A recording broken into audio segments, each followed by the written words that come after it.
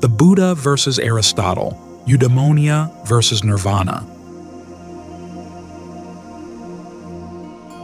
What is the highest form of happiness a human being can attain? Is it a life of flourishing achievement and virtue, or the complete liberation from suffering? Can true fulfillment be found by perfecting our human nature, or must we transcend our very sense of self to find peace?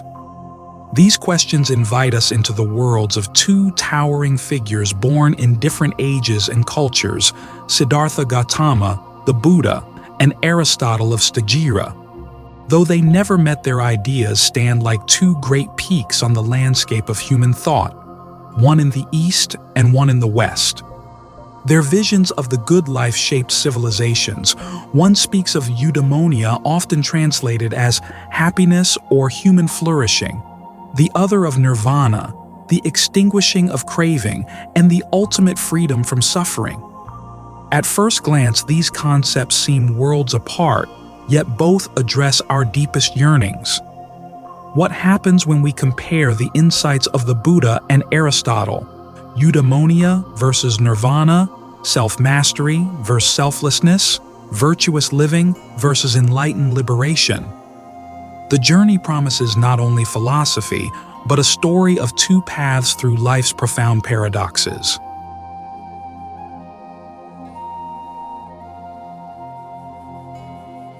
Two wise men, two worlds.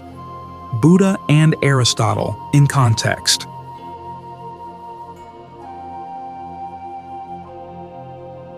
Imagine northern India in the 5th century BCE. A young prince, Siddhartha, is sheltered in luxury, yet haunted by the inevitabilities of sickness, old age, and death. Distressed by the suffering dukkha he sees, he abandons his palace and princely identity to become a wandering ascetic. After years of extreme austerity, on the brink of death from starvation, he realizes that neither indulgence nor self-torture holds the answer. Sitting under a Bodhi tree in deep meditation, he finally attains awakening. In that moment, Siddhartha becomes the Buddha, the awakened one, and discovers Nirvana, the cessation of suffering. It is said that upon enlightenment, he uttered a verse of triumph, proclaiming he had found the house builder of craving and broken free of the cycle of rebirth. The Buddha then devoted the remaining 45 years of his life to teaching others the path he discovered. His teachings, the Four Noble Truths and the Eightfold Path, were not abstract theology, but practical instructions to attain the good life by ending suffering. In an age of religious rituals and speculative metaphysics, the Buddha presented a radically empirical approach focused on the causes of suffering and their cessation. He analyzed how our ignorance about the nature of self and reality fuels an endless cycle of craving and dissatisfaction. The liberation he offered was open to all, regardless of caste or creed, and it rested on personal experience and ethical living. Over centuries, Buddhism spread across Asia, inspiring countless individuals with its message of compassion, mindfulness, and letting go. Now, picture Greece in the 4th century BCE. A young man named Aristotle walks among the marble colonnades of Plato's Academy in Athens. He's curious about everything: biology, politics, poetry, ethics, logic, eager to categorize and understand the world through reason. Aristotle later becomes the tutor of Alexander the Great and a philosopher in his own right, founding the Lyceum. In his works, especially the Nicomachean Ethics, he pursues a fundamental question: what is the good for a human being? For Aristotle, philosophy isn't an otherworldly pursuit. It's a practical guide to living well. He observes that while people seek many things, wealth, honor, pleasure, there must be a highest end those things serve. He identifies that highest end as Eudaimonia, Greek for living well or flourishing. Unlike the Buddha, Aristotle did not renounce society. He dove into it. He was very much a man of the world, studying constitutions of Greek city-states and advising on politics. To Aristotle, humans are naturally social creatures. We fulfill our nature in communities. In fact, he famously wrote that someone who can live with no society, someone totally self-sufficient, must be either a beast or a god, underscoring that a good human life is intertwined with family, friends, and polis community. Aristotle's influence radiated through Western civilization via the Romans' medieval scholastics and into modern thought, earning him nicknames like the philosopher. His ideas on logic and science shaped how we think, but it's his ethical vision of character and virtue that we'll explore alongside the Buddha's path of liberation. Both men sought to describe the good life, but in strikingly different terms. The Buddha, as a spiritual teacher, aimed to end the existential suffering of individuals by uprooting ignorance and attachment. The ultimate aim of his teaching was to help people attain a state of unshakable peace, which he equated with the highest happiness. In his own words, both formerly and now, it is only suffering that I describe and the cessation of suffering. A single-minded focus on release from the painful cycle of life. Aristotle, as a philosopher-scientist, aimed to help people understand how to live excellently within the world, cultivating virtue, reasoning well, and fostering just societies. While the Buddha turned inward and found truth in meditation under the Bodhi tree, Aristotle looked outward at human nature and society, analyzing virtues in the gymnasium and the forum.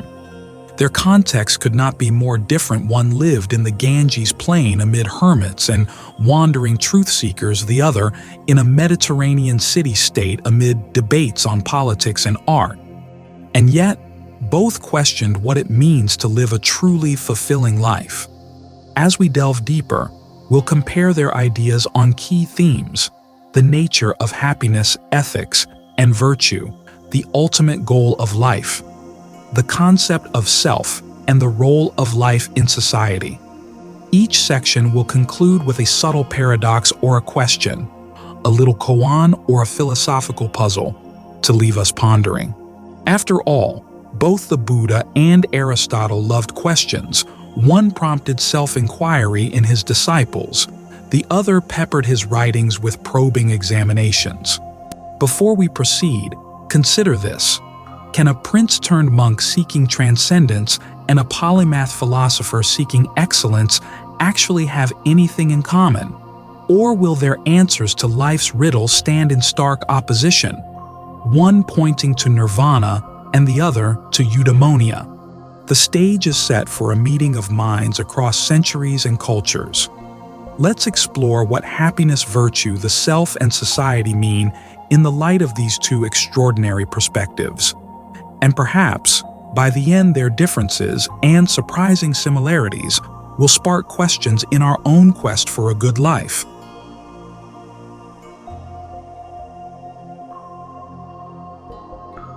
The nature of happiness, flourishing or freedom.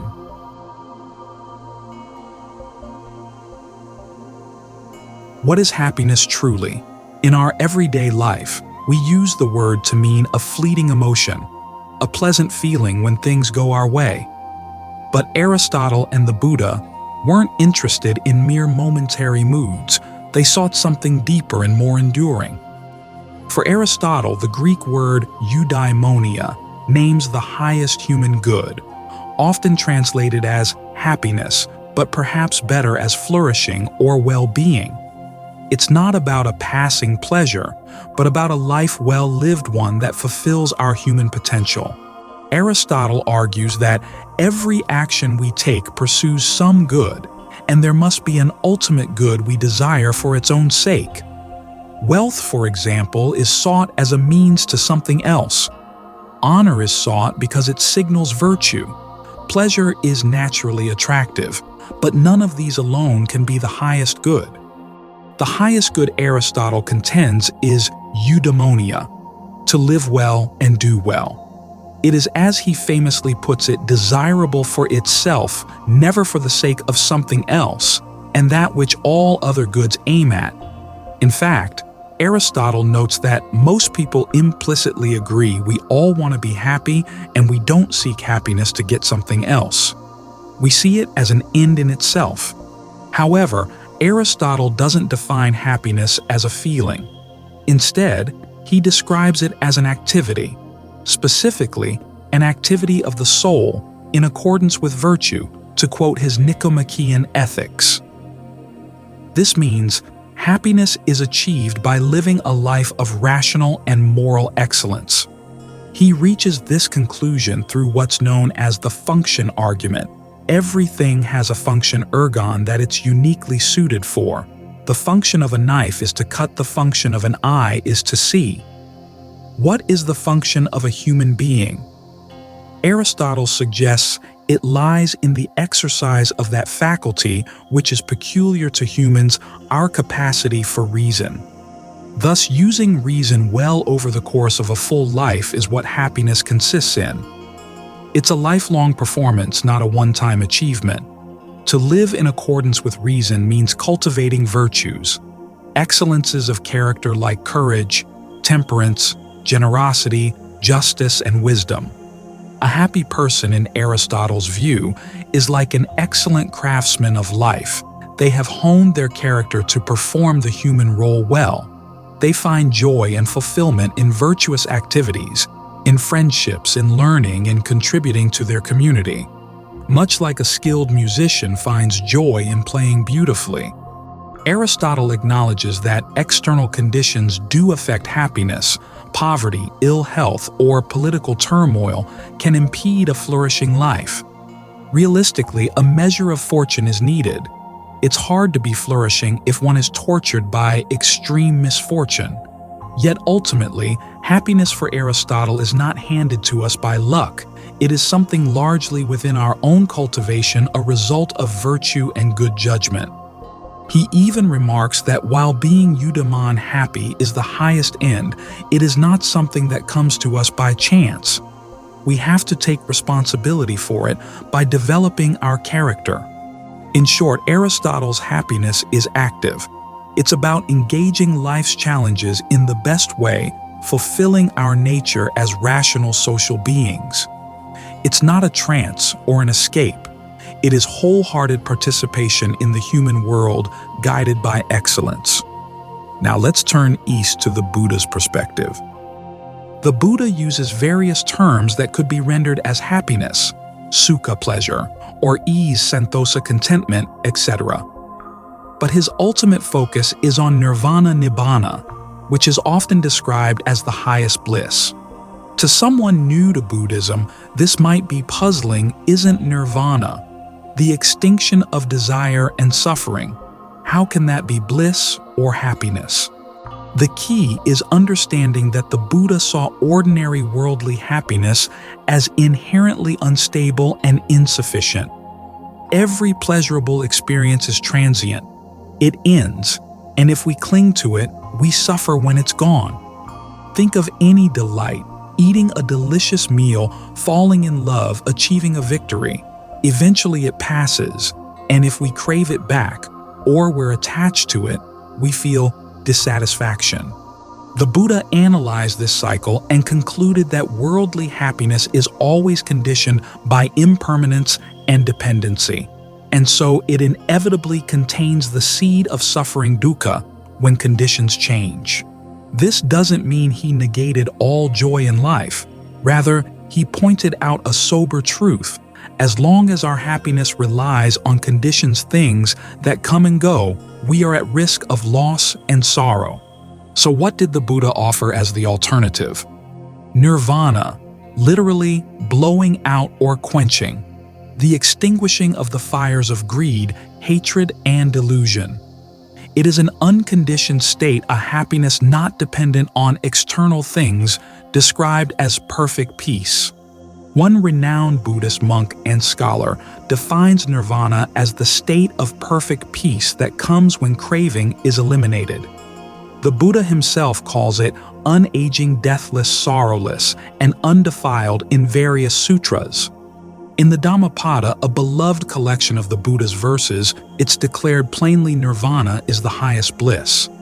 Another verse in the same text says, "There is no bliss higher than the peace of Nirvana." These are strong claims. Essentially, the Buddha is saying that the best happiness possible is not any worldly pleasure or achievement, but the profound peace of a mind free from attachment. To illustrate this, consider a story from the Buddha's life. In his early years, Prince Siddhartha enjoyed all the sensual pleasures of palace life: fine food, music gardens, even a harem of dancers. His father ensured he never lacked any comfort. By conventional standards, Siddhartha should have been happy. But the legend says that when he ventured outside the palace and saw the realities of sickness, aging, and death, a deep disillusionment arose. The ephemeral pleasures lost their luster. He realized that no matter how happy one feels today, time and mortality loom. And so began his quest for something beyond the ordinary joys and sorrows. This culminated in discovering Nirvana the deathless, a happiness not subject to the ticking clock of life. After his enlightenment, when teaching others, the Buddha did not say abandon joy. In fact, he often spoke of a more sublime happiness found in letting go. For example, the Buddha distinguished two kinds of happiness: the happiness tied to the senses and worldly life, and a higher happiness in renunciation and spiritual peace. He plainly told his followers that the happiness of the spiritual path far outweighs the mundane. One sutta states, "The happiness of solitude and tranquility of meditation excels any mundane delight."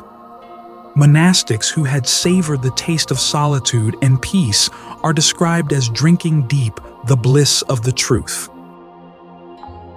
What does this bliss of truth feel like? It might be beyond full description. Those who attain nirvana are famously silent about its ultimate nature. But in practical terms, the Buddhist path to happiness involves ethical, living mental cultivation and wisdom. As one progresses, one experiences increasing inner joy and freedom. A meditator might feel rapture and peace, far surpassing sense pleasures. These are still conditioned states like the bliss of deep concentration, but they hint at the even greater freedom of nirvana. Contentment santuti is praised as the greatest wealth, meaning a happy person is someone content with little, unburdened by endless wants. There's a beautiful paradox in Buddhism. By letting go of our frantic chase for happiness, we find a much more profound happiness. The Dhammapada puts it succinctly: hunger craving is the worst disease. Knowing this, the wise realize nirvana, the highest bliss. This sounds remarkably different from Aristotle's idea of constructing a happy life through active virtue, doesn't it? The Buddha's happiness is in a sense passive or empty, not in a negative way, but in that it's about the absence of craving and suffering rather than the presence of worldly achievements. It's like the calm, clear sky that appears when the storm clouds of desire and aversion have blown away. Despite their different angles, there is a subtle resonance between the two thinkers here, both warn against equating happiness with mere sensual pleasure. Aristotle observes that many people mistakenly chase a life of pleasure, a life for grazing animals, he quips, because it's an easy, simplistic view of happiness that reduces us to our appetites. He held that a life devoted solely to physical pleasure is not worthy of us as rational beings. The Buddha, from a different vantage, also notes that indulgence in sensual pleasure, kamasukha, ultimately leads to suffering, and he advocates moderation, the middle way between indulgence and asceticism. In fact, the first sermon of the Buddha explicitly says to avoid the two extremes of self-indulgence and self-mortification, as both are futile. Instead, follow a balanced path that leads to nirvana. So in a way, both Aristotle and the Buddha endorse a kind of moderation. Aristotle's moderation is about finding the mean in virtues, not too much, not too little of things like fear, pleasure, etc., while the Buddha's moderation is about living simply and mindfully avoiding extreme lifestyles. Another parallel, both associate the highest happiness with a kind of peace of mind. Aristotle notes that virtuous activity, especially the highest virtue of philosophical contemplation, brings a deep satisfaction. In his later chapters of Nicomachean Ethics, Aristotle suggests that the life of the mind, spending time in contemplation of truth, yields a joy that is the sweetest and best. This resembles, in a small way, the serene joy a meditator might find in insight or concentration. However, Aristotle still situates that joy in the context of a well-rounded human life, not as an escape from the world, but as its crown. The Buddha's nirvana, on the other hand, is often likened to waking up from the dream of the world. Once awakened, one still can live, think, and feel. The Buddha continued to live 45 years post-enlightenment, after all but one's happiness no longer depends on the changing conditions of life. A liberated person experiences peace, deep spiritual joy, compassion, and a refined awareness. Negative mental states like doubt, worry, fear are absent. It is an unshakable contentment. At this point, you might be wondering, is nirvana really something we can compare to eudaimonia? Eudaimonia is about flourishing in life, whereas nirvana might sound like blowing out the flame of worldly life. The Buddha indeed described nirvana as the end of the cycle of rebirth. In a sense, it's beyond life and death. Aristotle's happy man is very much alive, active, and engaged. The Buddha's arahant enlightened one is at peace and cool, even if outwardly active, and upon death, he or she will not be reborn. These are profoundly different framings of the human condition. And yet the Dhammapada boldly equates nirvana with supreme happiness, and Aristotle calls eudaimonia the best, noblest, and most pleasant thing in the world. Both present their ultimate goal as the pinnacle of well-being for a person. So each of our sages is saying, I know what the best kind of happiness is. For Aristotle, it's a flourishing life of virtue and reason. For Buddha, it's awakening and release. This leads us to a gentle paradox to ponder. Is the truest happiness obtained by fully embracing our human existence, cultivating our talents, relationships, and virtues to their heights? Or is it found by renouncing our clinging to existence, extinguishing the fires of desire and ego to find an untouchable peace? One path perfects life, the other transcends it. Can both be right in their own ways, or must we choose one vision of happiness over the other? As we reflect on that, let's keep these questions in mind and move to the next comparison. How do the Buddha and Aristotle each guide us to live a good life ethically?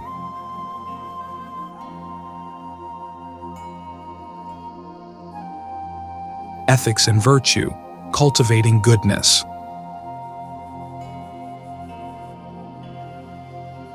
When it comes to living a morally good life, Aristotle and the Buddha both place great emphasis on ethical conduct, but they frame it differently.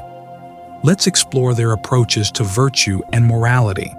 Aristotle's ethics, becoming a virtuous person. Aristotle's ethical teachings, as laid out in the Nicomachean Ethics, are often called virtue ethics.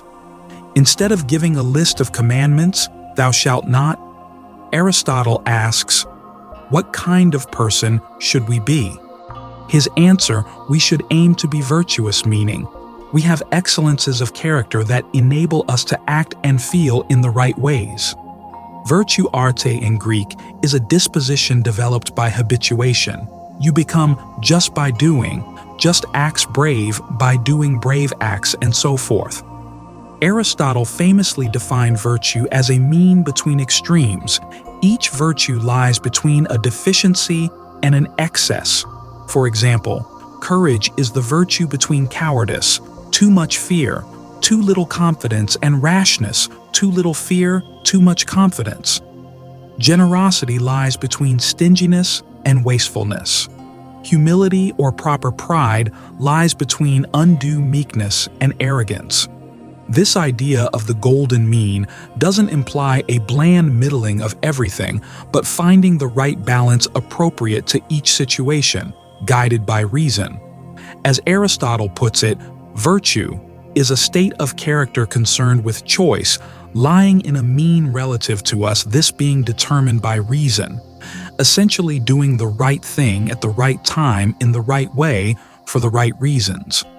The ethical person in Aristotle's view is not someone who never feels temptation or emotion. Rather, it's someone who has trained their emotions and desires to harmonize with rational judgment. A virtuous person takes pleasure in good deeds and feels appropriate regret for wrong ones. It's a kind of inner alignment. You want what is genuinely good for you and others. Aristotle doesn't see virtue as self-sacrifice. On the contrary, he thinks virtue is the core of happiness. Being virtuous is fulfilling our nature, and it leads to personal flourishing. He even suggests that if you have friends and a good society, being virtuous tends to lead to being loved and successful as well, though again, external luck can intervene. It's important to note that Aristotle's ethics is quite pragmatic and context-dependent. There isn't a strict universal rule like never lie.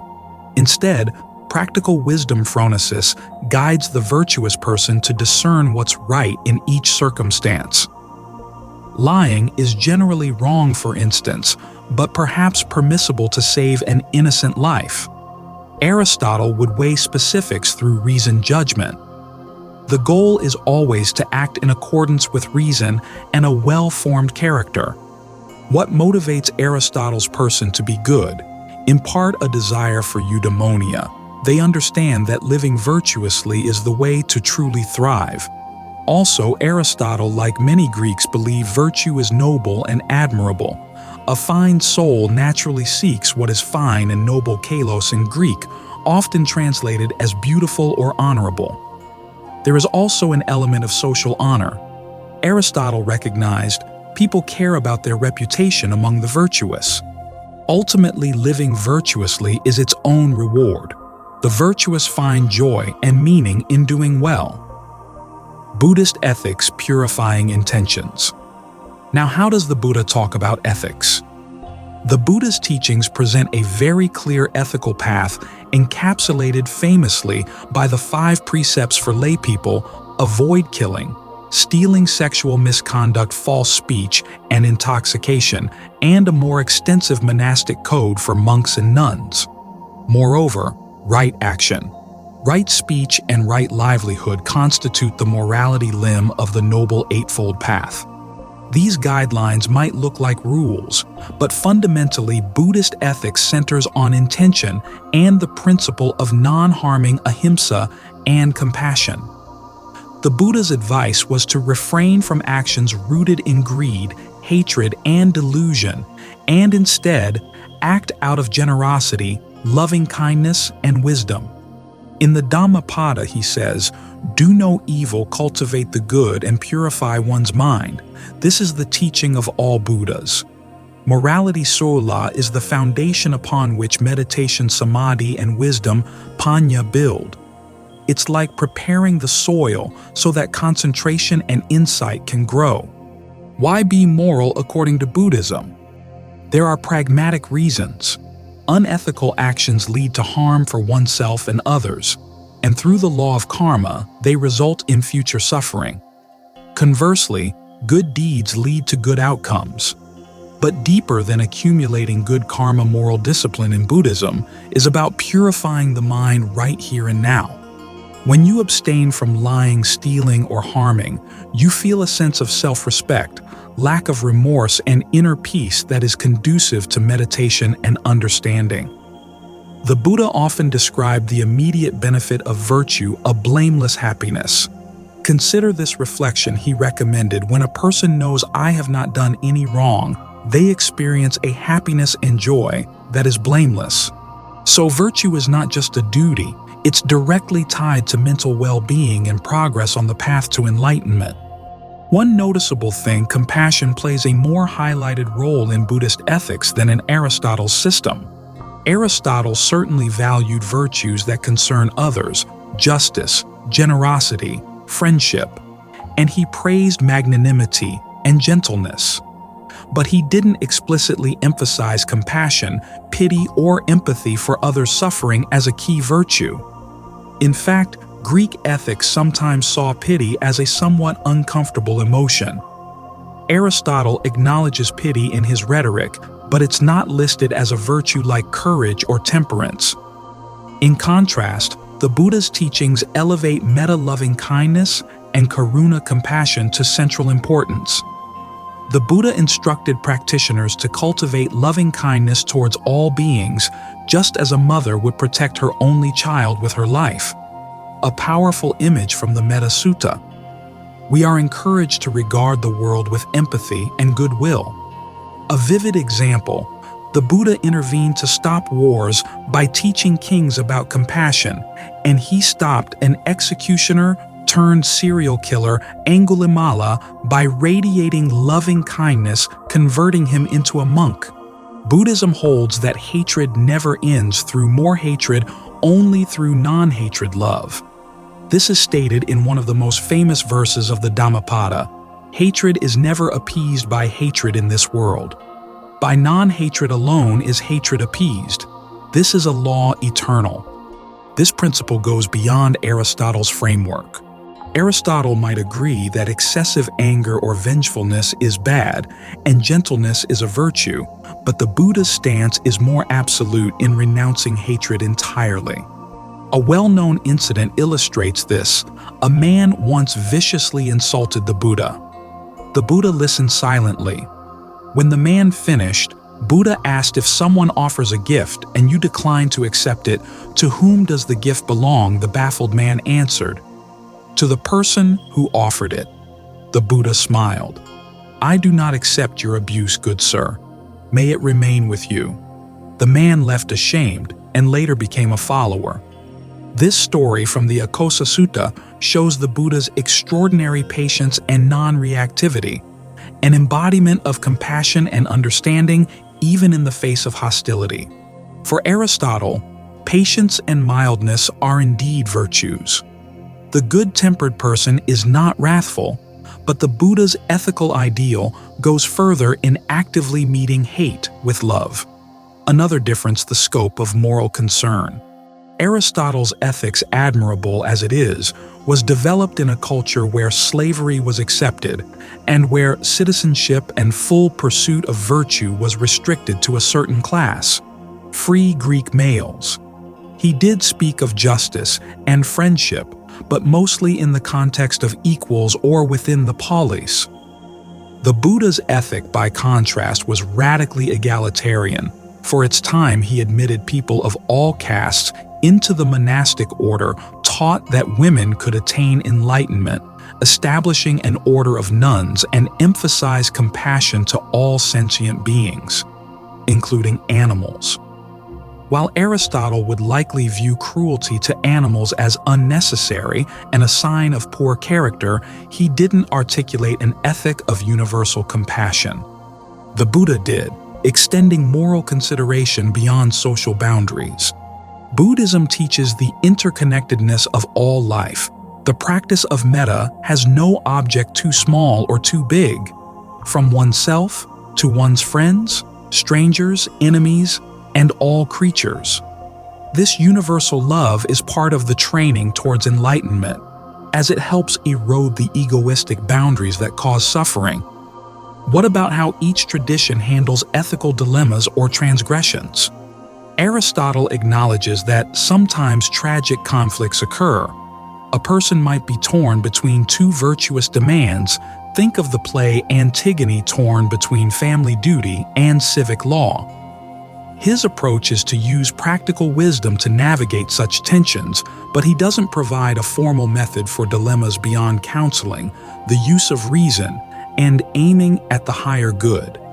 Buddhism also recognizes the complexity of life.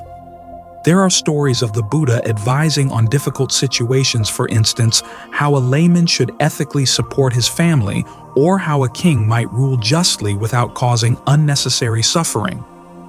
The precepts are guidelines, not rigid commandments, and intention is key.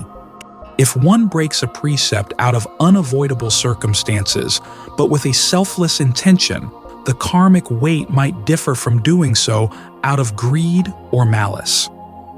Furthermore, Buddhism is rich in skillful means upaya, adapting the teaching to what helps in a given context. An illustrative story: once a group of monks were making too much noise, and the Buddha told them to be quiet. At another time, different monks were very silent and austere, and he encouraged them to relax and socialize kindly. The ethical ideal adjusts to avoid extremes and to cultivate wholesome states. A delightful point of comparison: Aristotle on friendship versus Buddhist spiritual friendship. Aristotle devotes 2 whole books of the Nicomachean Ethics books, 8 and 9, to friendship, calling it one of the greatest goods in life. He distinguishes friendships of utility, pleasure, and virtue, the last being the highest, where friends appreciate each other's goodness and help each other grow in virtue. Such virtuous friends, he says, wish well to each other for the sake of the other and share a life together. The Buddha also highly valued friendship. He famously told his attendant Ananda that good friends, companions, and associates are the whole of the spiritual life. In Pali, the term kalyanamitta means beautiful friend or spiritual friend, someone who guides and inspires you in the Dhamma, the teaching. Both Aristotle and the Buddha knew that we become like the company we keep. For Aristotle, having virtuous friends is a reflection and enhancer of one's own virtue, and indeed, he thought a life without friends, even if one had all other goods, would be incomplete. For the Buddha, a good friend is one who encourages you to stay on the path of ethics, meditation, and wisdom, especially when you falter. To compare motivations at a high level, Aristotle's ethics is about being the best version of ourselves, fulfilling our nature, finding nobility and happiness in virtue. The Buddha's ethics is about overcoming the self, reducing craving and aversion to attain liberation for oneself and all beings. One might say Aristotle's is a self-cultivation ethic, while the Buddha's is a self-transcendence ethic. Yet in daily life, both traditions promote honesty, kindness, moderation, and responsibility. Consider a scenario: someone has a chance to cheat and gain a large sum of money. Aristotle would advise against it because it's unjust and dishonest. It harms your character and contradicts virtue, thus diminishing your happiness. A virtuous person values integrity over short-term gains. The Buddha, in contrast, would say the act stems from greed, generates unwholesome karma, and causes suffering for oneself and others. It agitates the mind, leads to guilt, and deepens attachment to samsara. Both discourage wrongdoing, but Aristotle appeals to human excellence, while the Buddha emphasizes mental purity and compassion. On moral failure, Aristotle believes people can improve through training and mentorship, but acknowledges that vice can distort one's sense of right and wrong. The Buddha, however, sees wrongdoing as a result of ignorance, which can be overcome through insight. Many Buddhist stories show transformation, like the murderer Angulimala, who attained sainthood through sincere effort and the Buddha's guidance. Buddhism emphasizes that even after serious mistakes, one can purify the mind and begin anew. Forgiveness is central, and with no fixed self, anatta past wrongs are not a permanent identity, but moments that can be left behind through wisdom. Let's wrap up this ethics comparison with a little paradox or question. Is living a good life about polishing our human virtues until we shine? Becoming brave, just wise, temperate, as Aristotle urges?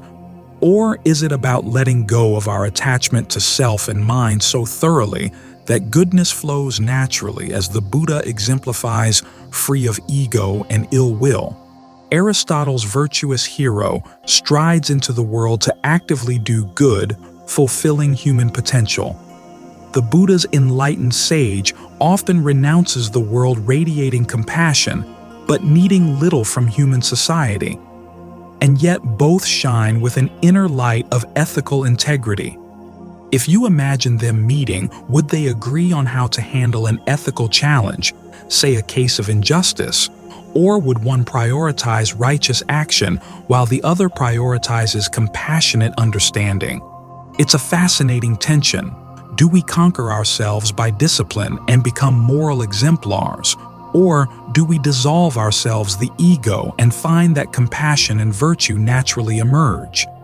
Perhaps these are two doorways into the same room of goodness. We each might reflect which approach resonates with us, say, or do we perhaps need a bit of both?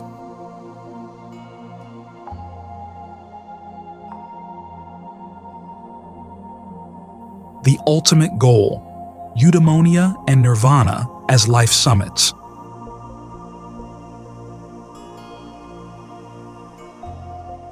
Now, we arrive at the heart of the comparison, the endgame of each philosophy. What is the ultimate goal of life according to Aristotle and the Buddha? We've touched on this already for Aristotle. It's Eudaimonia. For the Buddha, it's Nirvana. But let's dig deeper into what these really mean and how one is achieved versus the other. Aristotle's telos, Eudaimonia, as human flourishing. Aristotle sees eudaimonia not just as a goal, but as the natural telos end, or purpose of human life. Just as an acorn's goal is to become an oak tree, a human's goal is to become a fully realized human being, rational, virtuous, and fulfilled. Eudaimonia is being fully alive in accordance with what is best in us. It is not a fixed outcome, but a lifelong process. You aren't eudaimonic from a single achievement. It's judged across an entire life. As the famous Herodotean saying goes echoed by Aristotle, call no man happy until he is dead. Only at the end can we truly assess whether one flourished, whether their life held together in virtue despite misfortunes. But Aristotle gives us a vivid vision of the goal in the Nicomachean Ethics, a life in which our rational soul and moral virtues are fully activated, often crowned by the joy of philosophical contemplation, theoria, which he considers the highest and most divine part of human experience. Somewhat surprisingly, Aristotle elevates this contemplative life above the active one. While the statesman or hero might seem the ideal, Aristotle says, contemplation brings the most lasting and self-sufficient joy. When we reflect, study, or philosophize, we exercise our highest faculties and achieve deep satisfaction. This does not mean Aristotle rejects moral virtue, quite the opposite. He insists both moral and intellectual excellence are necessary. We need virtue to navigate the human world and reason to rise into wisdom. So Aristotle's ideal life might look like that of a philosopher-statesman, wise and just, engaged in community, enjoying friendships, reflecting on truth and beauty in moments of leisure. He has everything that makes life worth living, including sufficient material security. For Aristotle acknowledges that you cannot be happy while starving or living in abject suffering. The ultimate goal is grounded firmly in this world. Aristotle doesn't speak of personal immortality or mystical union with the divine. The afterlife wasn't part of his ethical framework. Fulfillment lies in living nobly, acting well, leaving behind good works, or students who carry on one's virtues. The reward is life itself lived well. Interestingly, Aristotle's vision of fulfillment is not selfish. Because virtue requires relationships, you can't be just generous or a true friend in isolation. Eudaimonia is inherently social. A flourishing person contributes to a flourishing society. As Aristotle puts it, the function of man is activity of soul in accordance with reason. And done well, this makes both the person and their community better. Each happy person becomes like a finely tuned instrument contributing to the harmony of the whole. the Buddha's summum bonum, Nirvana, as liberation. The Buddha's ultimate goal, Nirvana, has been described as the end of suffering and the highest peace, but we can also understand it as the end of becoming. In Buddhism, ordinary existence is samsara, a cycle of births and deaths driven by craving and delusion. It's like being on a hamster wheel sometimes, pleasant, sometimes painful, always repetitive, and ultimately unsatisfying. Nirvana is liberation from samsara, not a place, but a state or beyond state of freedom. It's called the unconditioned or the deathless. When someone attains nirvana, they live out the rest of their natural life, but their mind is free. At physical death, a Buddha or arahant is not reborn. What happens then is famously undeclarable, not because it's hidden, but because it transcends conceptual thought. Like a flame going out, it doesn't go somewhere else. It simply ceases. It's important to stress that nirvana is not annihilation in the negative sense. What's extinguished is suffering and its causes, not the value of existence itself. What remains is described as incomparable freedom and happiness. One Buddhist text says, "Nirvana is the far shore, the subtle, the very difficult to see, the unaging, the stable, the undisintegrating, the unmanifest, the unproliferated peace, the deathless, the supreme goal."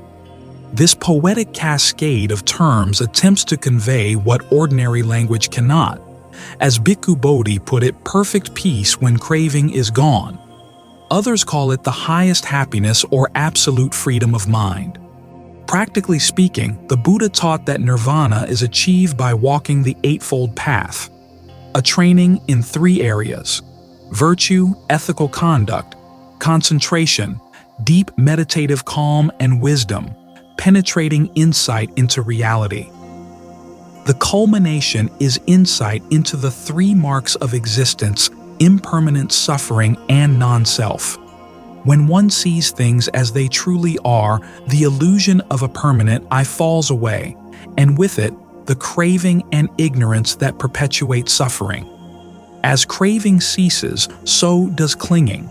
With the end of clinging comes the end of becoming birth, and finally, aging and death. This is the chain of dependent origination reversed, the unraveling of the process that binds us.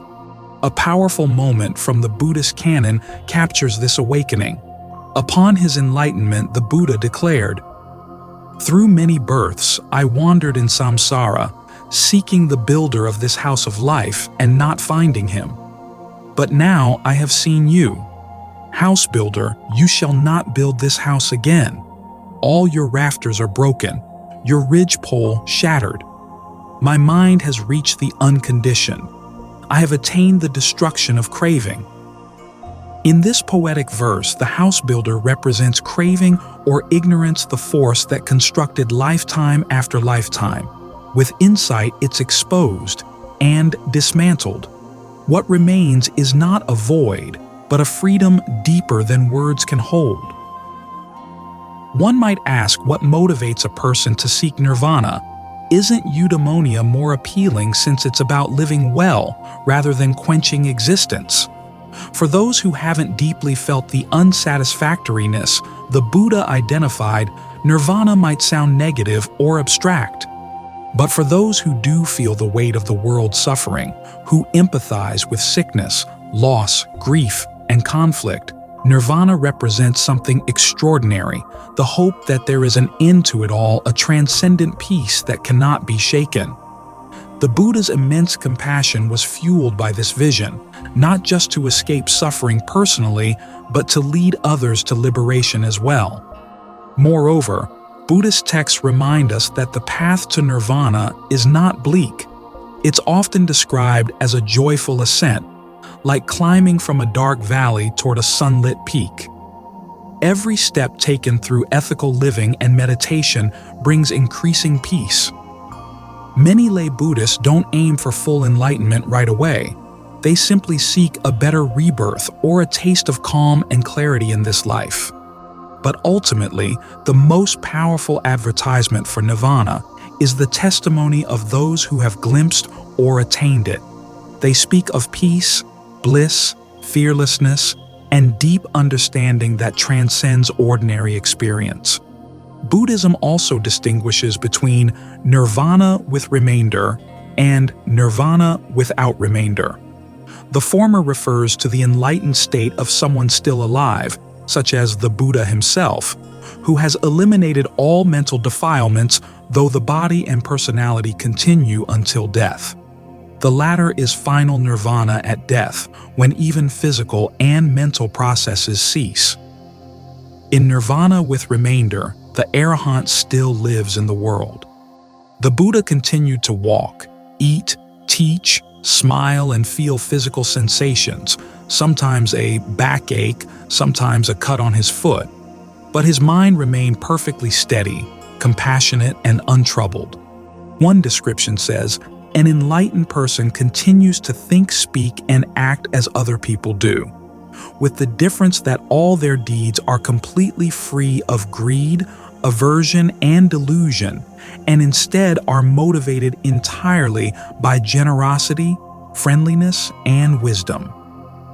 This suggests that the quality of life for an enlightened being is extraordinarily high, not in material terms, but in inner well-being. No anxiety, no resentment, no confusion, only peace and radiant clarity. So even in terms of living happiness, nirvana offers a kind of fulfillment Aristotle never quite considered. A mind completely unshaken by the world, filled with boundless goodwill and lucid understanding. If we frame the ultimate goal of each philosophy, the contrast becomes striking. Aristotle's goal is to flourish as a human, to realize the full potential of the human self, especially the rational virtuous self, and thereby live a rich, meaningful, and happy life. It's like sculpting the self to perfection in harmony with society and nature. The Buddha's goal is to extinguish the clinging to any self, to realize that what we call the self is merely a bundle of impermanent processes, and by letting go of attachment to them, we find freedom from the suffering they inevitably bring.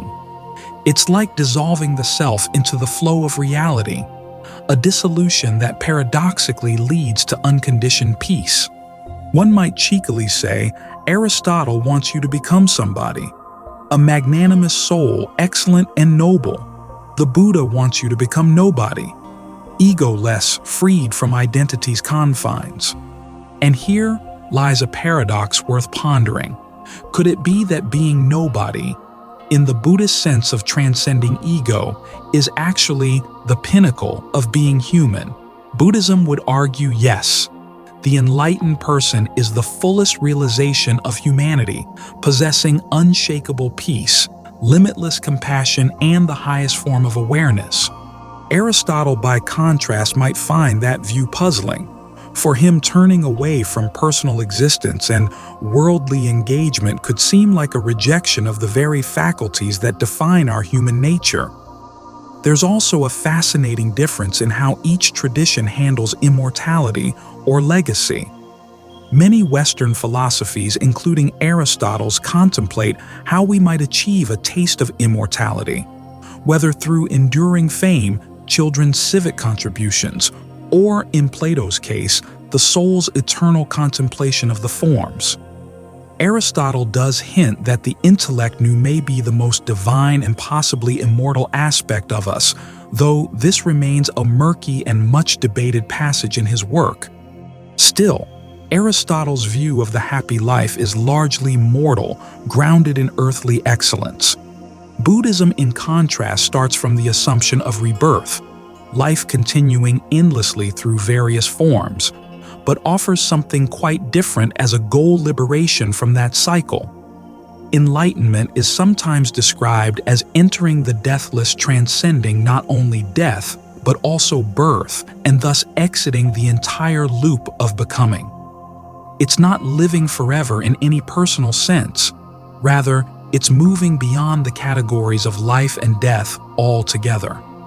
In that subtle yet profound shift, the Buddha offers a kind of spiritual transcendence of mortality that Aristotle never fully seeks. Let's use an analogy. Imagine life is a path up a mountain.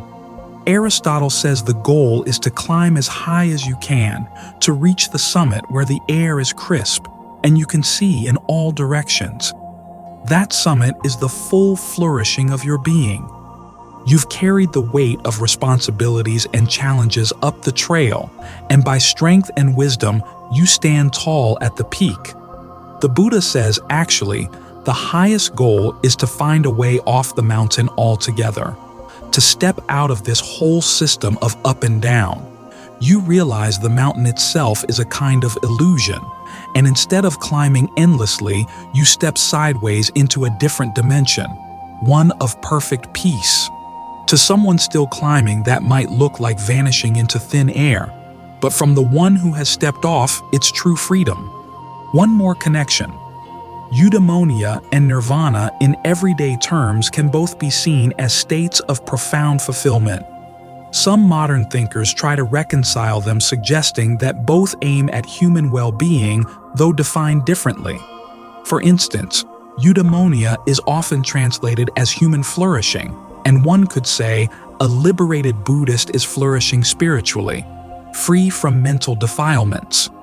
But traditionally, Aristotle doesn't consider renunciation or meditation key to flourishing, and Buddhism doesn't encourage the pursuit of excellence in status, fame, or worldly skill for its own sake. The core values differ. To highlight this with a small, even humorous juxtaposition, Aristotle might encourage a person to cultivate healthy ambition and greatness of soul, meaning they should view themselves as worthy of great things and act nobly. The ideal megalopsychos in Aristotle's Ethics accepts honors he deserves, helps others without servility, and maintains a dignified self-respect. The Buddha, by contrast, would see ambition as a subtle trap.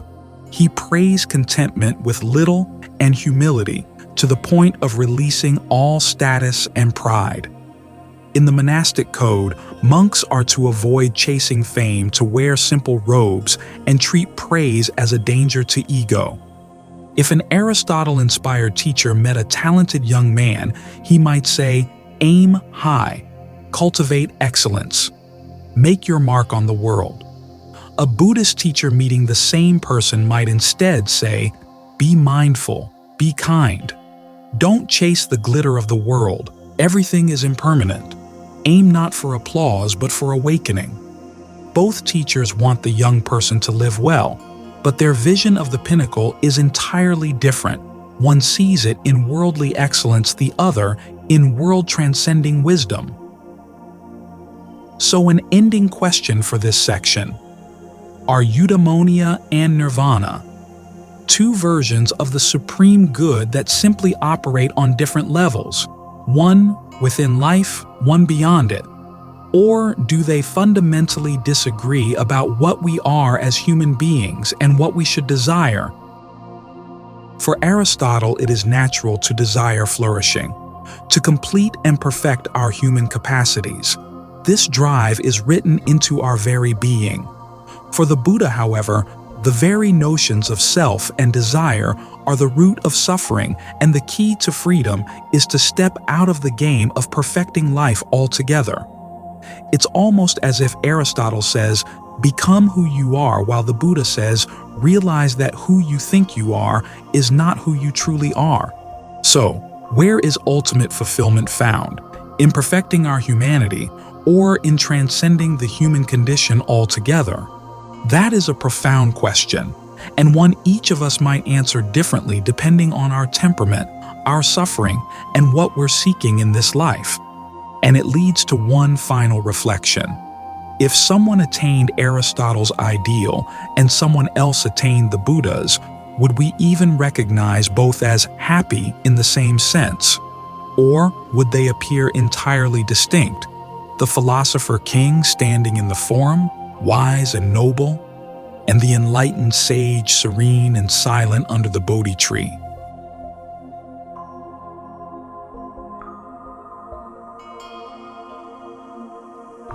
the self and soul ego identity, and the big question, who am I?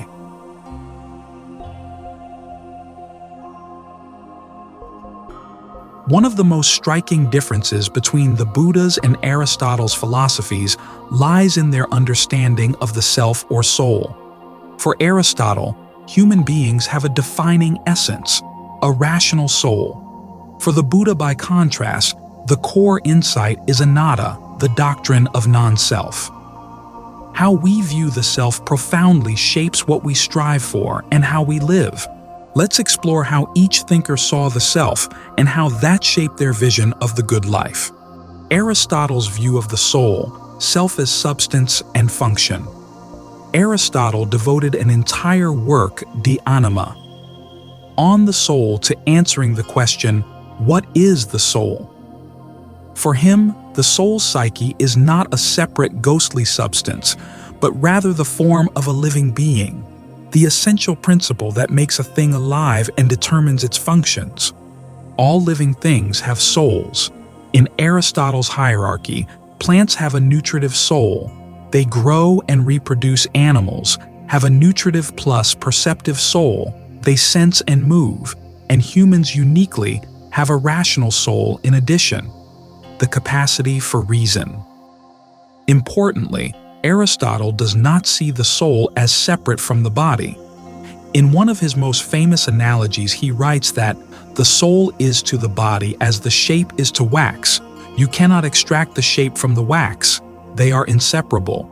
So a human being is not a soul trapped in a body as Plato believed, but a unified embodied being. The soul is what organizes the body, gives it life, and directs its purposeful activity.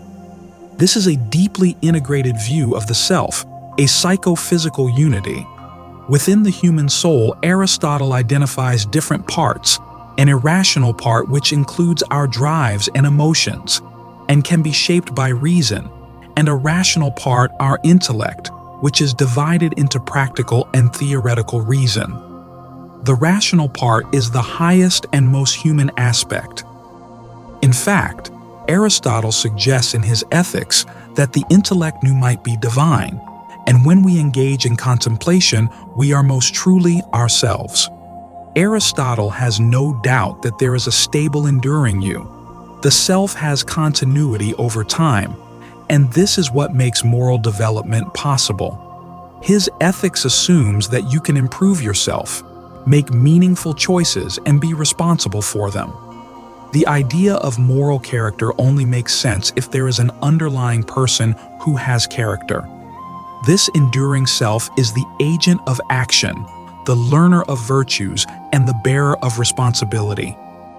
Crucially, Aristotle, like many Greeks, deeply valued knowing oneself. The Delphic maxim, "Know thyself," would have resonated with him. To know oneself in Aristotle's sense means understanding one's function and place in the world, that one is a rational being, a social creature meant to live through reason and virtue. It also involves recognizing one's personal strengths and limitations in order to cultivate the right habits for growth. There's a quiet confidence in the reality of the self. There is an I that persists, chooses, learns, and deserves credit or blame. While Aristotle didn't possess our modern sense of individual rights or identity, he clearly upheld the idea of the individual as a unique substance. Socrates is Socrates, Plato is Plato, each with their own path and potential to fulfill. He might say that each person should strive to become the best version of themselves, though that best is shaped by shared ideals of virtue. Still, he recognizes that not everyone lives the same kind of life. One might flourish as a philosopher, another as a general or statesman, different expressions of human excellence. Now, the Buddha's anatta, no permanent self. In stark contrast, the Buddha invites us to question the very idea of I or me. One of his core insights is that what we take to be a self is actually just a collection of changing processes. He analyzes the person into 5 aggregates: khandhas, form the body, feeling, perception, mental formations like habits and will and consciousness. Nowhere in these does he find anything permanent or independent. In the Anatta Lakkhana Sutta, the discourse on non-self, the Buddha walks his monks through each aggregate and asks, "Is this permanent or impermanent, impermanent Lord? Is what is impermanent satisfactory or unsatisfactory, unsatisfactory Lord? Then is it fitting to regard what is impermanent, unsatisfactory, and subject to change as, this is mine, this I am, this is myself, certainly not Lord?" From this he concludes all dhammas, all phenomena, are not self. In Pali Sabadhamma anatta. This is often rendered as, there is no enduring essence or soul in any being. The Buddha taught that clinging to a sense of self is one of the deepest sources of suffering. We are tightly bound to ideas of me and mine, my body, my beliefs, my reputation, my loved ones. This leads to fear of loss of death, anger, when the ego is insulted, greed wanting more for the I, and a host of mental afflictions. At the root is ignorance avijja, a fundamental misperception of reality.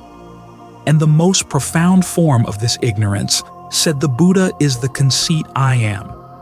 We mistake a stream of fleeting experiences for a solid me, freezing what is fluid into identity, and in doing so, we trap ourselves. It's important to clarify that the Buddha's teaching of non-self doesn't mean that you reading this don't exist in any sense. You do exist, but as a living, changing process. Buddhism doesn't deny the conventional reality of individuals. It denies the idea of a fixed, independent, permanent core self, like an unchanging soul that travels intact from life to life or lives forever in heaven. A useful analogy is that of a whirlpool in a river. It has shape it can be pointed to, but it has no solid core. It is simply water in motion holding a temporary pattern. What we call Alice or Bob is like that, a swirling pattern of form feelings, thoughts, and consciousness dynamically interacting and evolving. Over time, the pattern changes. Eventually, it fades. This insight is central to the Buddha's path to liberation. By seeing that none of the five aggregates is truly self, one stops clinging to them. One enlightened monk once said, "I no longer identify with this body and mind. It's just phenomena arising and passing. Where there was an I now, there is only peaceful awareness." Such a person still functions. They eat, speak, work, but without the burden of the notion, I am the doer, I am the enjoyer. Life unfolds without that sticky self-label trying to possess every experience. It's a radically different mode of being. The Buddha described this as I-making, mind-making, and the conceit I am, all have been uprooted. Now imagine telling Aristotle there is no self. He would likely be bewildered. His entire ethical system assumes a self, one that develops virtues, chooses wisely, deliberates, takes responsibility. If an Aristotelian and a Buddhist monk were to debate, the Aristotelian might say, "You're undermining moral responsibility and the dignity of human life," to which the monk might reply, "On the contrary, by letting go of self, I've let go of selfishness, and can now act with pure compassion." That is the crucial divide. Aristotle's project is about perfecting the self. The Buddha's is about understanding the absence of a fixed self, and that understanding paradoxically leads to greater freedom. Aristotle would say that ignorance of our proper nature, the rational soul, leads to vice and disorder.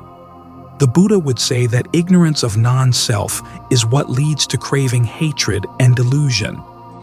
It's also worth noting the pragmatism of the Buddha's approach. Some scholars suggest that anatta is not a strict metaphysical claim, but a therapeutic strategy. Whether or not a soul exists in the abstract is less important than this practical truth. Letting go of self-view is the only effective way to end suffering. In the Anuradha Sutta, The Buddha even refuses to speculate on whether an enlightened person exists after death. He points instead to the fact that what we call a person is made up of impermanent components, none of which is a core identity. The point is not to win a metaphysical argument, but to release attachment. Later Buddhist traditions, especially the Mahayana, clarified that this does not mean nihilism. Buddhism doesn't say the self is destroyed, because there was no fixed self to destroy in the first place. Instead, they speak of emptiness, shunyata, the idea that all things are empty of inherent independent self-nature. And far from being bleak, this is liberating, because it allows for interdependence change and compassion.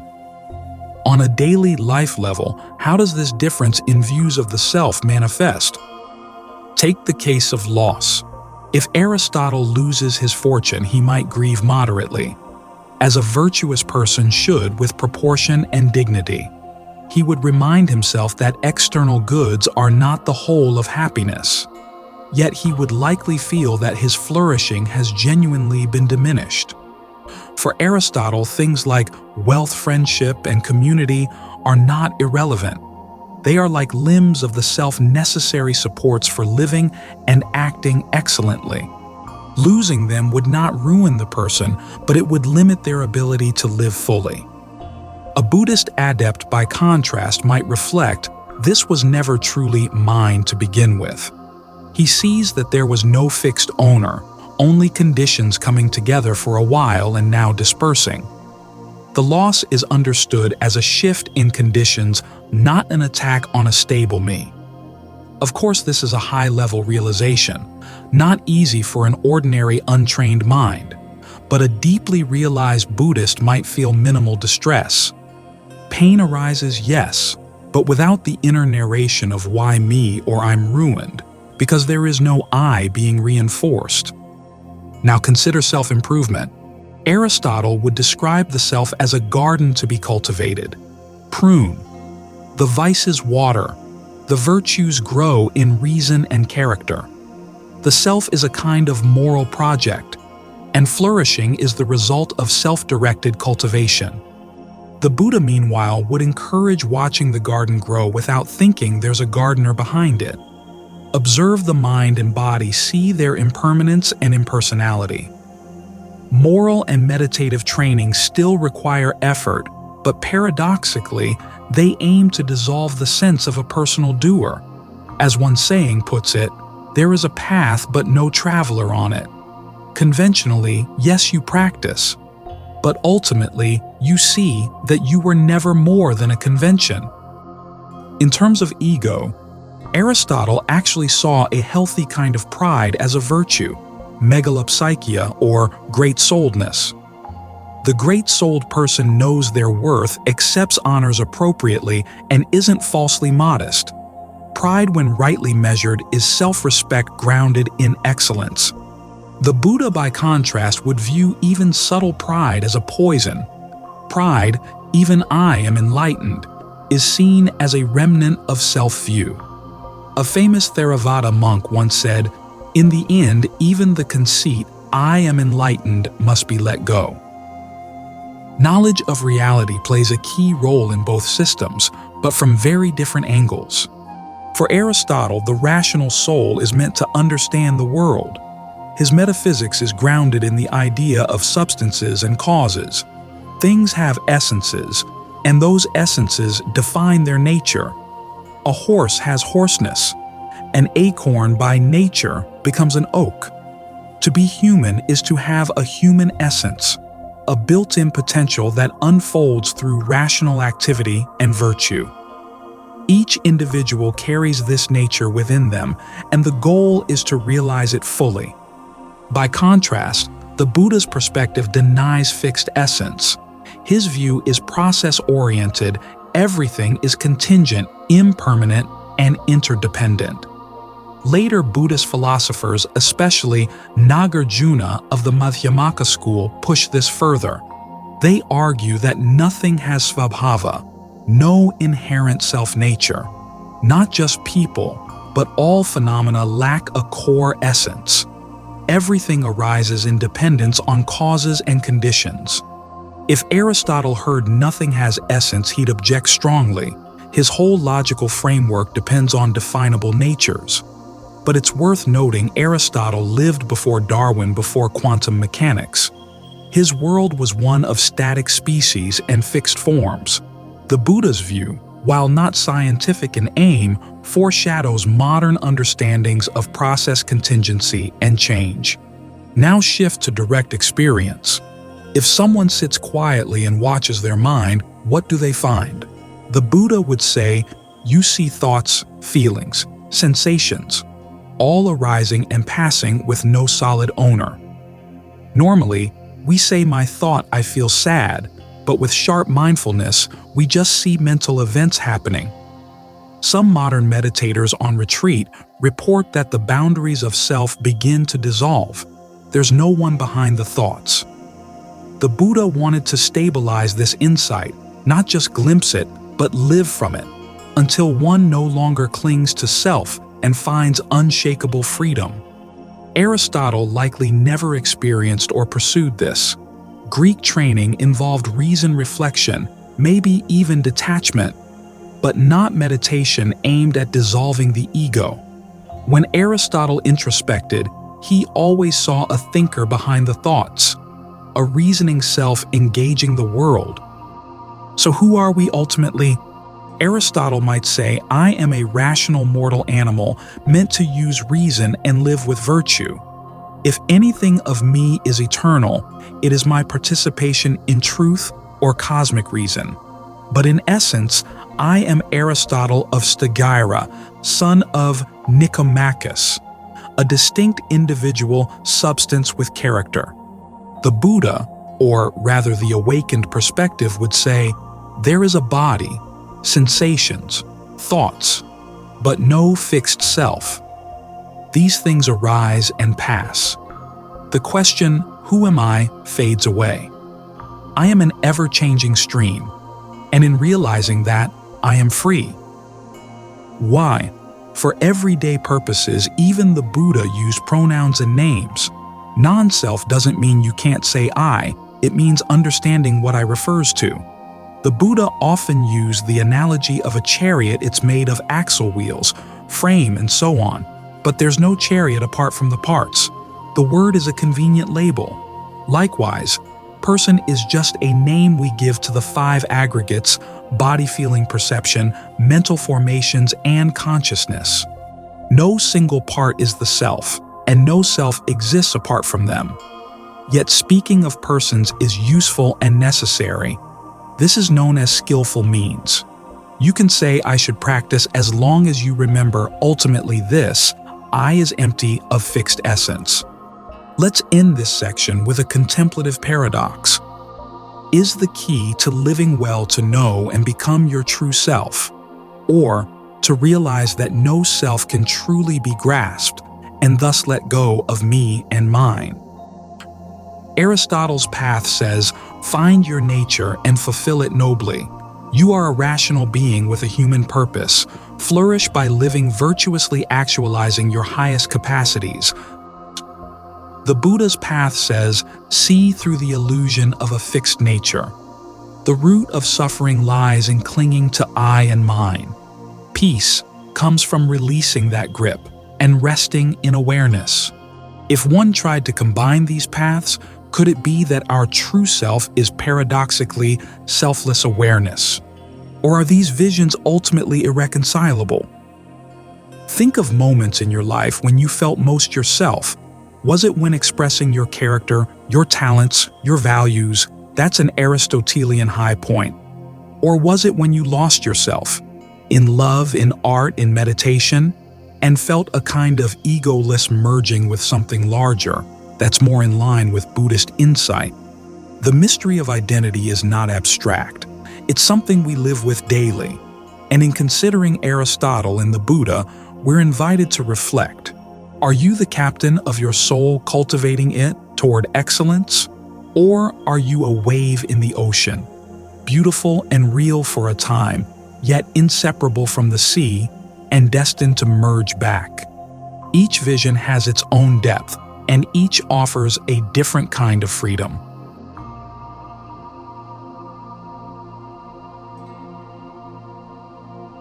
Life and society, in the world or apart from it.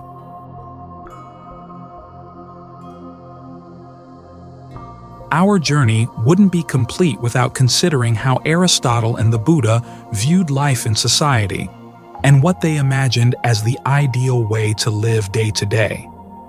Human beings are social creatures, but these two philosophies paint very different pictures of what a well-lived life among others looks like. Let's explore their views on community relationships and the shape of the good life in the broader context. Aristotle, the polity and the good citizen. Aristotle famously declared, "Man is by nature a political animal." By political, he meant not partisan politics, but living in a polis, the city-state, and engaging in civic life. For him, a single household is not self-sufficient. Humans naturally form communities, first families, then villages, then cities, not just to survive, but to live well.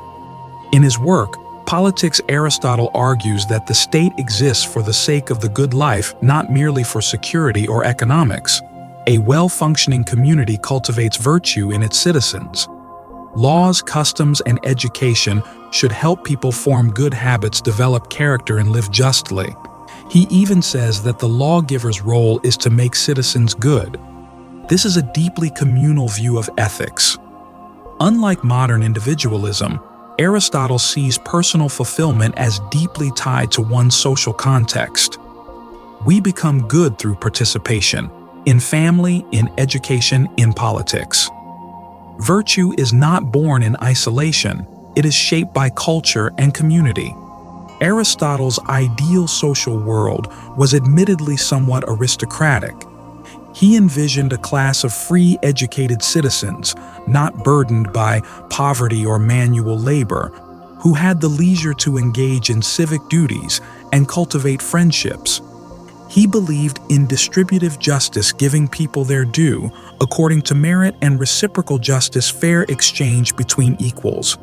His reflections on friendship in Nicomachean ethics books, the A9, are among the warmest in ancient philosophy.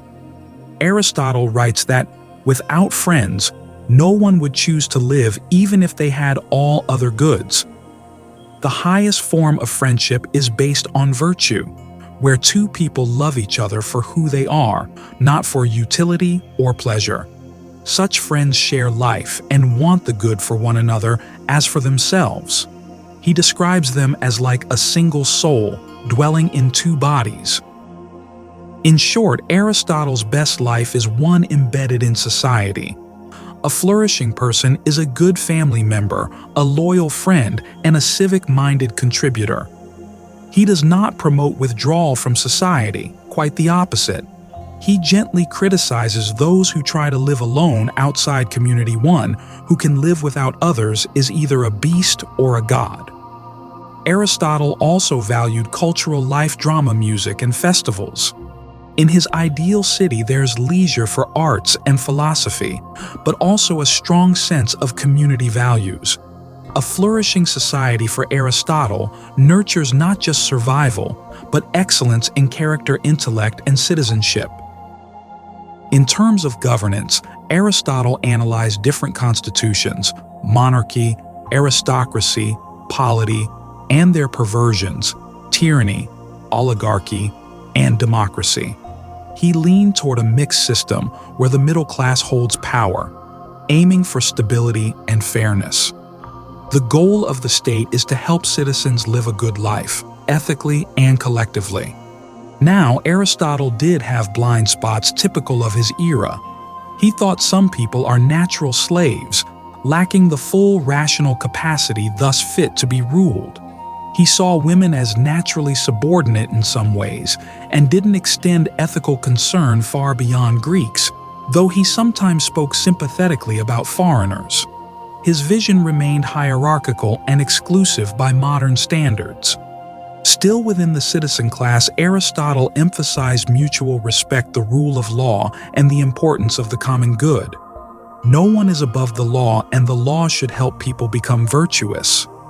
The concept of civic virtue, citizens taking responsibility for the welfare of their city, is Aristotelian at heart. The Buddha, the Sangha and ethical society. The Buddha's focus was not to restructure society at large, but to create a community of liberation, the Sangha, a monastic order of monks and nuns, and by extension, lay followers. After attaining enlightenment, the Buddha engaged with society, walking across India to teach kings, warriors, merchants, peasants, outcasts, men and women. But the core of his reform was the Sangha, a renunciant community living apart from mainstream society. Monastics took vows of celibacy, simplicity, and nonviolence, and relied on lay supporters for their basic needs. In return, they offered teachings and blessings.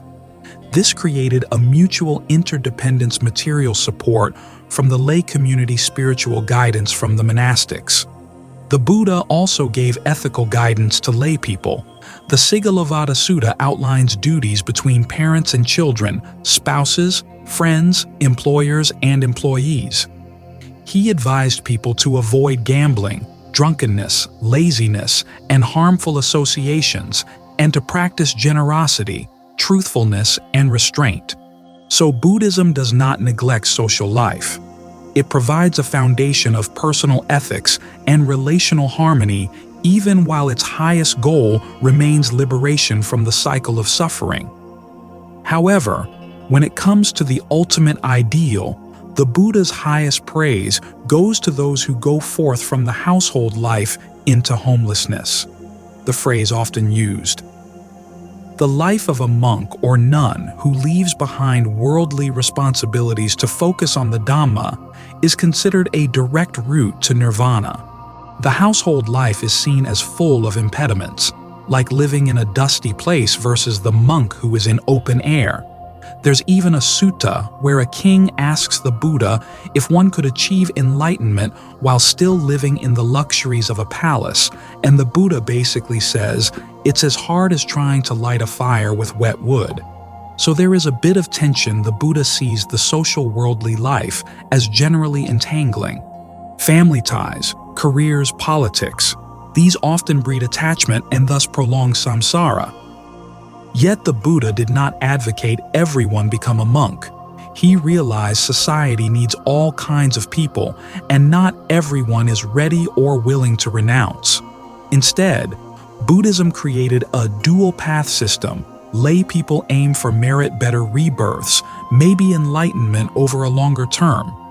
Monastics aim for enlightenment more directly. Lay followers support monastics materially. Monastics support lay people spiritually. It was a symbiosis that benefited society too. Monastics often provided counsel-preserved knowledge and were seen as a field of merit. A great example of Buddhist social teaching is King Ashoka, who, inspired by Buddhism, governed by principles of nonviolence and welfare for all, building hospitals, planting trees, and promoting moral living in his edicts. While Ashoka came after the Buddha, his reign shows how Buddhist values can inform governance, compassion, restraint, care for even animals. Ashoka famously banned animal sacrifices and had veterinary clinics. We should mention the concept of engaged Buddhism in modern times. Buddhists actively working for social justice, peace, and environmental protection. While the term is modern, one could argue the seeds were always in Buddhism. The universal compassion logically extends to improving societal conditions. However, classical Buddhism prioritized personal transformation as the way to ultimately benefit the world. The idea is that by purifying oneself, one becomes a beacon of peace that naturally helps others.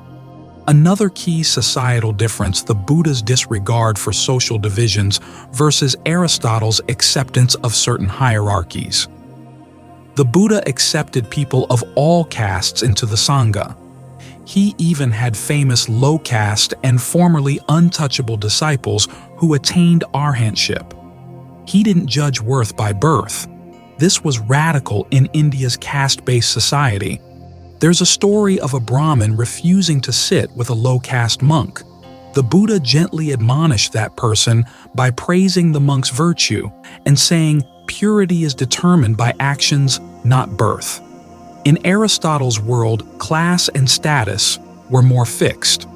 While he believed a slave could be virtuous, slaves were not seen as fully capable of the higher life of contemplation or political honor.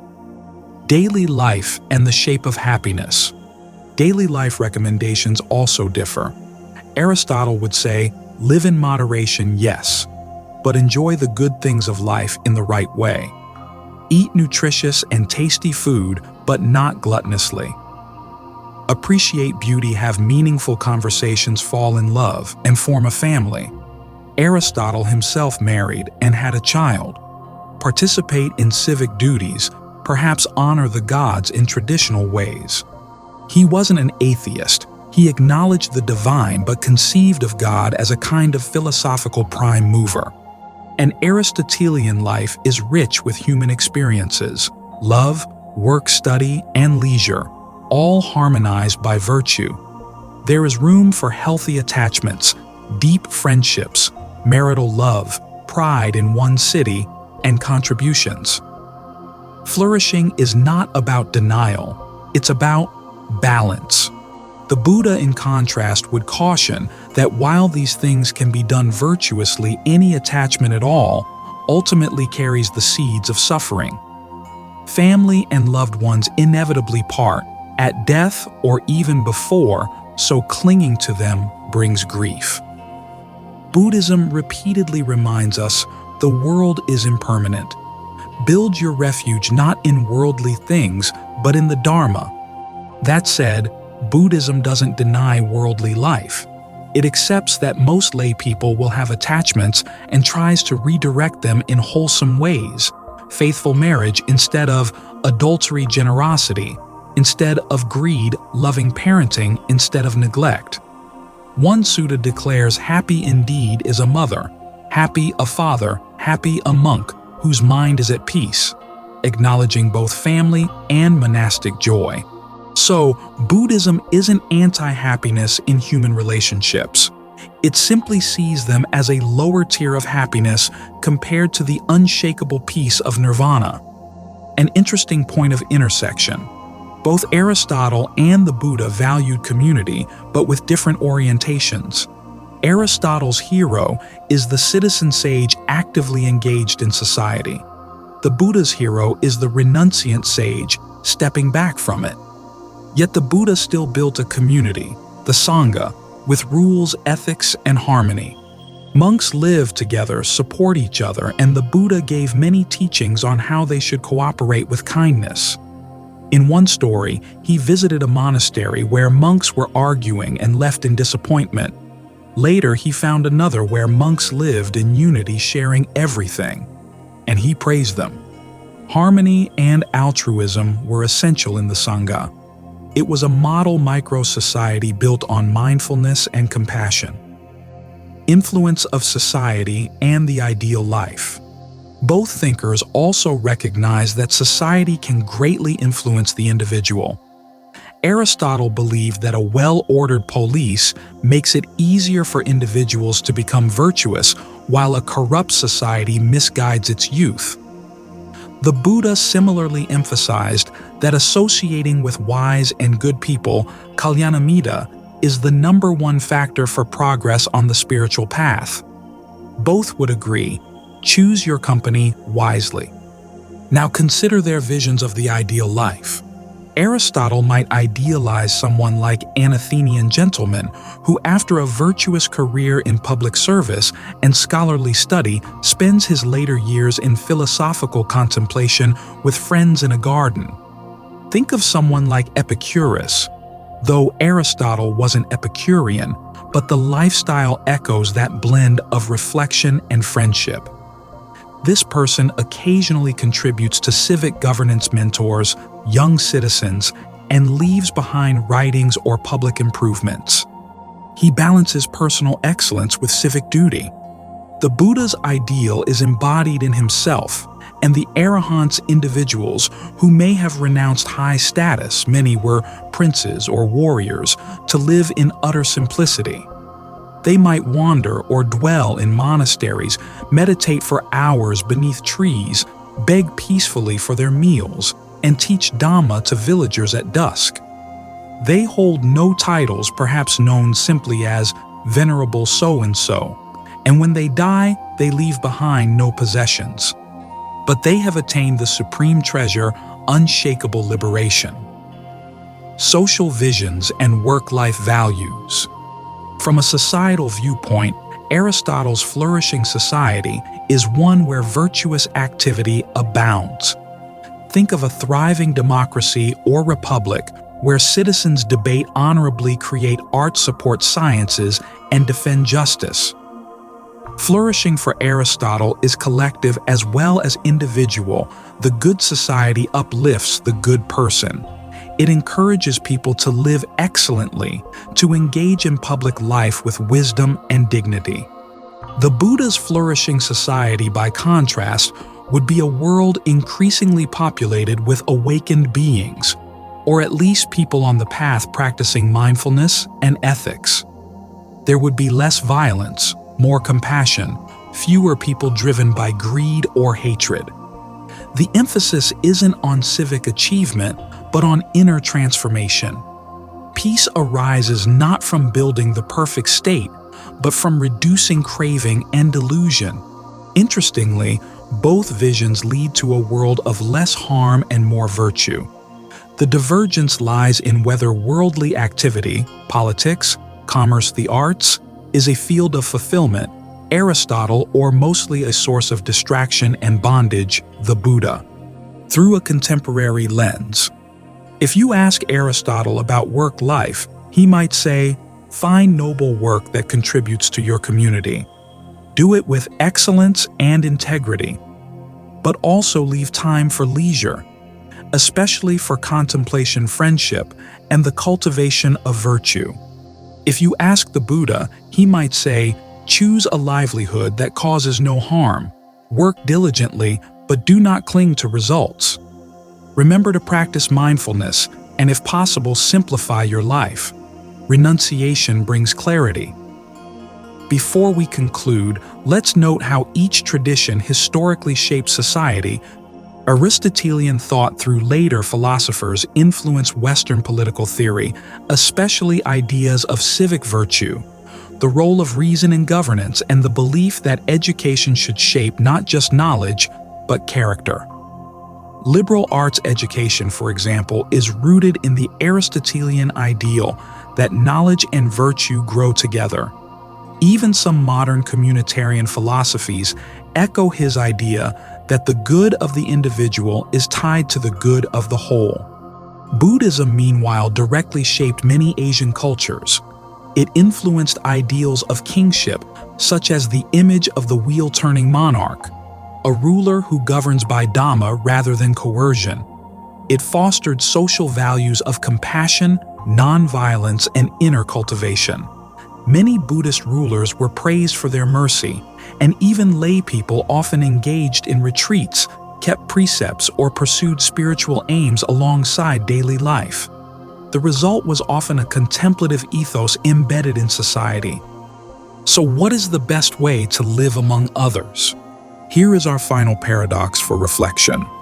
Is the highest life found in the heart of society, fulfilling one's roles as friend, family member, and citizen, leaving behind a legacy of virtue and contribution, as Aristotle envisioned?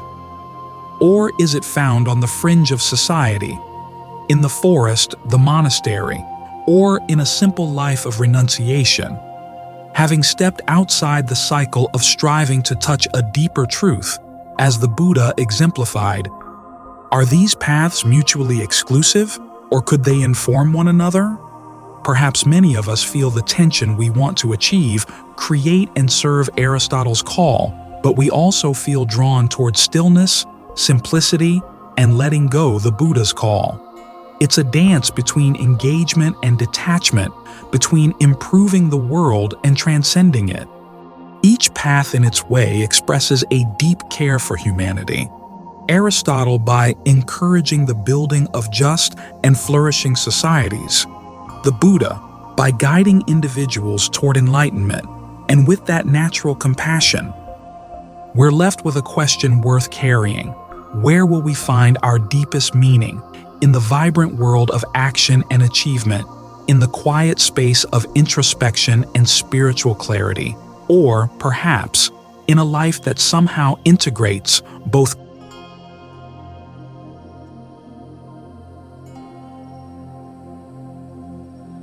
conclusion, a meeting across time.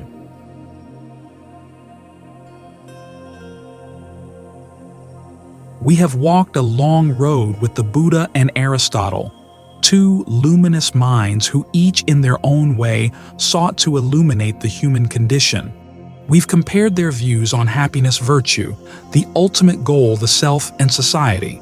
It's time to step back and take in the vista of what we've learned. Aristotle stands as a champion of human flourishing in the world. Trust in our rational nature, cultivate excellence, foster friendships and community, and in doing so achieve a kind of immortality of the soul, if not literally then by living a life that shines. The Buddha, by contrast, is a guide to transcendence. Recognize the unsatisfactory cycles of worldly life, cultivate detachment and insight, extend compassion to all beings, and by awakening, extinguish the flames of sorrow to find Nirvana's cool peace. So who wins in Eudaimonia versus Nirvana? Perhaps that's the wrong question. They are like two different languages describing the summit of human potential. One speaks of fulfillment, the other of freedom. Each addresses a deep yearning in us. Aristotle speaks to the longing to become someone great and complete. The Buddha speaks to the longing to be free from suffering and all inner bondage. Are those yearnings really in conflict, or are they two sides of the same coin? Could it be that a fully flourishing person would naturally let go of ego, tasting Nirvana's peace, or that a fully liberated person would radiate joy and wisdom, embodying spiritual flourishing? Each of us may be drawn more to one path than the other, and that's perfectly natural. The world has been deeply enriched by both. We can admire Aristotle's wise realism, his call to reason excellence and civic virtue, and we can admire the Buddha's profound inner clarity, his path of mindfulness, compassion, and liberation. We can learn from Aristotle to take responsibility for our character, to seek knowledge to build just relationships and societies. We can learn from the Buddha to embrace impermanence, to loosen our grasp, to love universally, and to rest in quiet moments that ask, who am I really beyond all roles and names? In the end, our journey with them invites a personal reflection. What does a good life mean to me? Is it about achieving something, becoming someone, and fulfilling my purpose in the world? Is it about finding peace, understanding life deeply, and easing suffering, both mine and others? Or is it some unique blend of the two? The Buddha versus Aristotle is not a battle. It is a dialogue across time, and now through our reflection, it becomes a part of our own journey. Let's part with a gentle thought experiment. Imagine an encounter between the Buddha and Aristotle, not debating, but walking together at sunset. Aristotle might admire the Buddha's serenity and moral discipline. The Buddha might smile at Aristotle's thoughtful questions and genuine love of truth. Perhaps they would find common ground in ethical conduct, honesty, compassion, self-restraint, and in the shared belief in cultivating the mind, whether through reason or meditation. They would certainly differ on metaphysics and final goals, but maybe, just maybe, each would recognize the other as having found a path to lessen human suffering. Aristotle by promoting virtue and reason to prevent chaos and vice. The Buddha by quenching the thirst that gives rise to dissatisfaction. As they continue their stroll, Aristotle might ask, is it truly possible to let go of all attachment? Would life have meaning then? And the Buddha might respond with a question of his own. If all meanings we cling to are impermanent, is it not wiser to find the meaning that doesn't depend on clinging? They both chuckle, realizing that ultimate answers are not found in words, they are lived. And that is our invitation to live our questions, to apply these insights in daily life. We don't have to choose one master exclusively. Life may ask us to be Aristotle some days, engaged, striving, contributing, and the Buddha on others, pausing, reflecting, letting go. In balancing the two, perhaps we find our own middle way between worldliness and renunciation. So, dear listener, as you step away from this philosophical journey and return to your day, carry these questions with you. What does true happiness mean for me? What kind of life am I building, and is it aligned with my deepest values? How do I relate to others and to myself? These are not just abstract ideas, they shape every choice, every moment. In contemplating the Buddha versus Aristotle, we are really contemplating ourselves. Ultimately, whether one seeks Eudaimonia or Nirvana, or perhaps some harmony of both, the journey is deeply personal. And as both the Greek sage and the enlightened teacher might agree, know thyself, see things as they are. Together they light a path toward wisdom. Thank you for walking this path with me. May you be well, may you be happy, and may you find your way to the highest good as you see it, flourishing in this life and perhaps touching the peace beyond.